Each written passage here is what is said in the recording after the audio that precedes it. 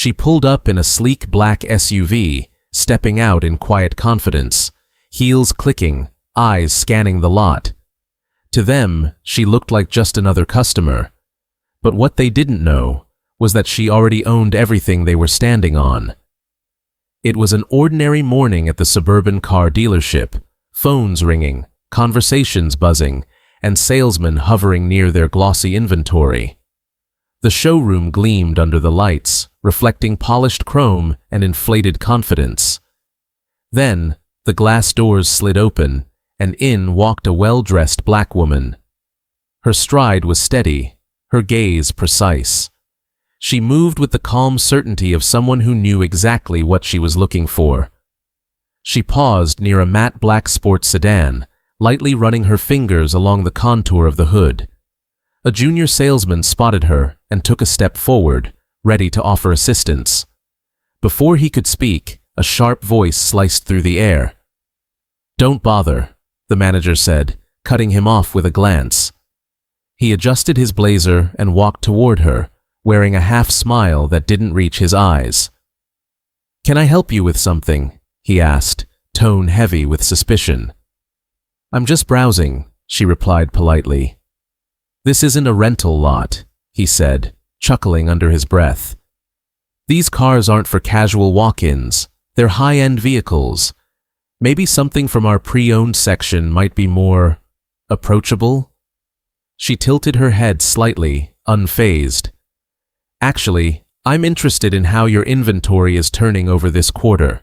The newer models, especially the electric line, how are they performing?" The manager blinked, caught off guard, then quickly recovered. "We don't usually go into that kind of detail with browsers," he said, more sternly now. "Besides, unless you're looking to make a purchase today, you're holding up my sales team." She opened her mouth to speak again, but he cut her off with a raised hand. "I think we're done here. Security," he called out, loud enough for others to hear. Two uniformed guards appeared from the side hallway. The woman didn't flinch. She simply looked at him, long and calm, as if memorizing the moment. "You might want to remember this," she said softly, turning without another word. She walked out with the same grace she had entered. Outside, a sleek luxury car pulled up to the curb. The driver stepped out swiftly and opened the door for her. As she slid into the back seat, the dealership staff watched in stunned silence. The car pulled away, its tinted windows reflecting the dumbfounded faces left behind. Something about her didn't quite add up. High above the city skyline, in a sleek glass-walled boardroom, the atmosphere was sharp with quiet authority. Executives sat around a polished mahogany table, papers neatly stacked, tablets glowing. At the head of the table sat the same woman, now in a tailored suit, her posture regal, her voice steady. There was no trace of the casual visitor who had been dismissed just days ago. Here, she was in command. "As of last quarter," she said, "our acquisition is complete.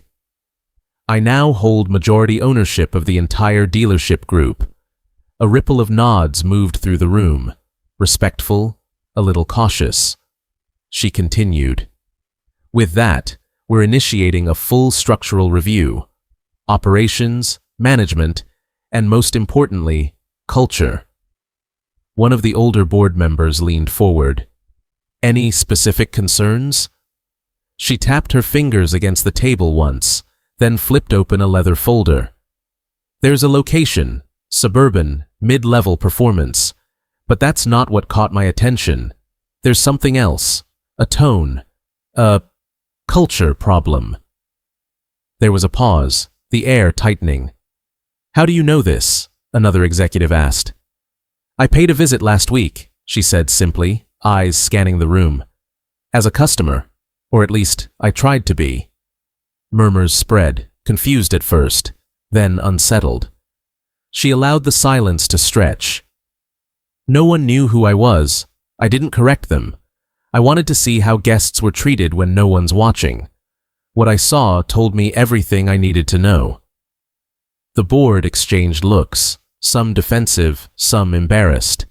One asked, "Would you like us to assign a team for disciplinary follow-up?" She shook her head. "Number, I'll handle it myself." Quietly, thoroughly. Reaching across the table, she picked up a folder stamped in bold letters. Dealership Management Review. Her thumb paused on the tab marked with a red sticker. The name of the location from her visit was printed across the top in block letters. She closed the folder with quiet finality and stood. Let's see how leadership responds when the truth walks through the front door again. Word had spread like wildfire across the dealership. Corporate was sending someone. No one knew who or why, but the tension in the air was thick. The manager paced the showroom, barking orders to clean windows that were already spotless, straighten name tags, rehearse smiles. "Be professional, be polite," he told his team. "Let's not give them a reason to cut heads." The glass doors opened, and in she walked. This time, she wasn't alone. Two sharply dressed aides flanked her, each carrying a leather-bound folder. She wore no expression, just calm authority. Her heels clicked softly against the showroom floor as she stepped inside. The manager rushed forward, beaming a wide, forced smile. "Good afternoon. Welcome. You must be with corporate?" His tone was syrupy now, entirely different from the last encounter. She stopped, looked him squarely in the eyes. "Yes," she said. "Do you have an appointment with someone?" he asked, still not recognizing her. "Yes," she said with a smile. "With you." There was a flicker of confusion in his face, then recognition, and it hit like a slap.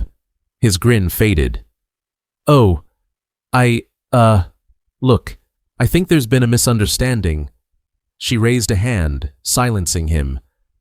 "I remember exactly how I was treated. Not just by you, but by what you represent here. The arrogance, the assumptions, the dismissal." His mouth opened, but no words came out. She continued, her voice cool but cutting.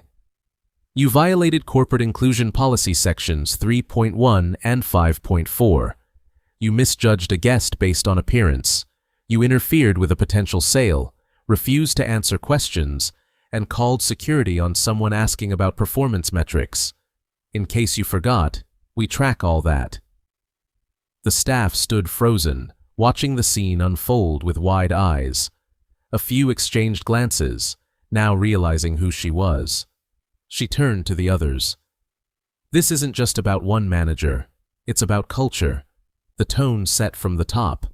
And that ends today." The manager swallowed hard, trying to summon a defense. "I didn't mean—" She met his eyes again.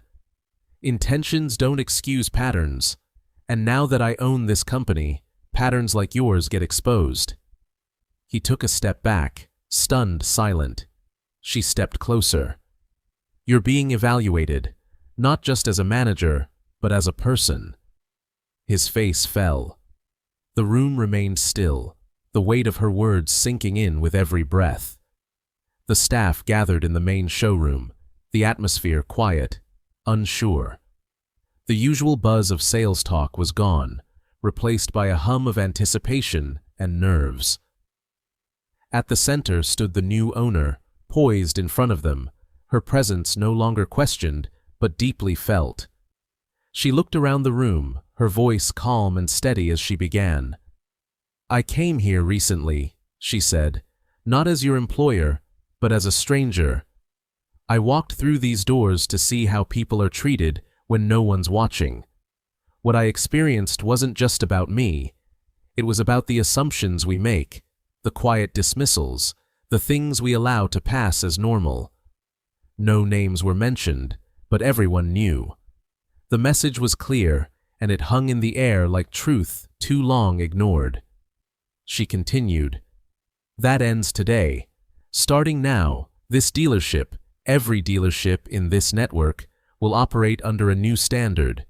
We're launching mandatory inclusion and respect training for all staff. We're creating a zero-tolerance policy for bias, mistreatment, or disrespect of any kind.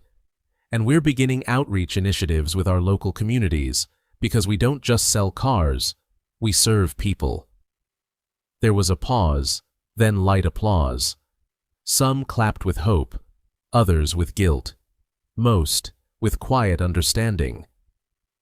The manager stood off to the side, no longer in command. His title stripped, his voice silenced. He had been officially demoted, now reporting to someone he'd once dismissed, a junior employee who had tried to greet her with decency on that first day. The new supervisor stepped forward, stunned but proud, and received a small nod of acknowledgement from the owner. She looked back at the group, her tone final yet warm. "Respect," she said, "isn't based on what someone wears, what they look like, or what you assume. It's earned and freely given." As the meeting ended, the staff dispersed slowly, thoughtful. The owner walked through the showroom once more, the same floor where she had once been judged. But now, heads nodded in greeting, eyes met hers with sincerity, and doors opened, not out of obligation, but out of earned respect. This time, they saw her for who she was, and this time, they didn't look away.